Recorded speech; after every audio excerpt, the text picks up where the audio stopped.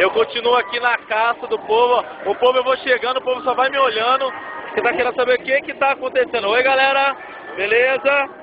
Portal Canção Nova, querendo saber a expectativa do show do Flavinho. Opa! Qual é o nome da senhora? Tô filmando, tá ao vivo. Tá todo mundo vendo a senhora agora. É sério, aqui ó. Olha aqui ó. Ó. Conceição. Conseguiu o nome dela. Como é que tá sendo participar do Zona Brasil?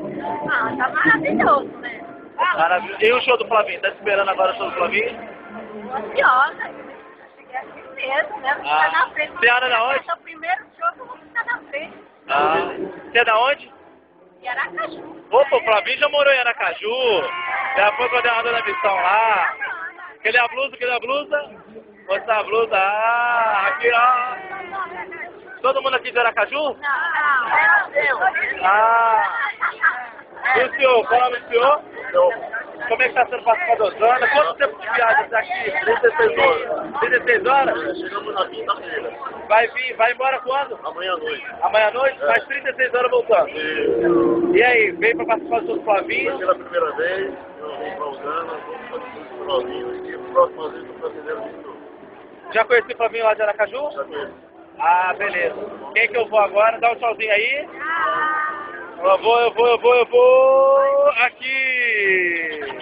Achei. Esse aqui tá. Beleza? Nome? Alan. Alan, tá cansado aí? O Zona tá arrancando teu couro. Tá reunindo o corpo pro show do Flavinho. Beleza. Valeu, Alan. Vou aqui. Tchau, galera. Vamos passear aqui. Opa, tá vendo as fotos que tirou? Deixa eu ver também, deixa eu ver aqui, mostra pra gente as fotos aí que você tirou. Mostra aqui, ó. Ah. Qual é o seu nome? Você é da onde? Qual o nome? Daiane? Primeira vez na Canção Nova. Já veio mais vezes. Segunda vez? Como é que tá sendo participar da Zona Brasil? Bom demais? Ela não fala, vai falar comigo, vai. É expectativa pro show do Flavinho. Não deve ficar vermelha não, vai dar tudo certo. É. Como é que é a expectativa? Bom. Boa? Qual é a música dele que você mais gosta? Não, primeira vez? Então a expectativa é toda novidade. Beleza então. Dá um tchauzinho pra galera aí. Manda um abraço pra mãe, pro pai, pode mandar. O Zona Brasil é a maior das nossas vitórias, a nossa? Nossa? Qual é a maior vitória?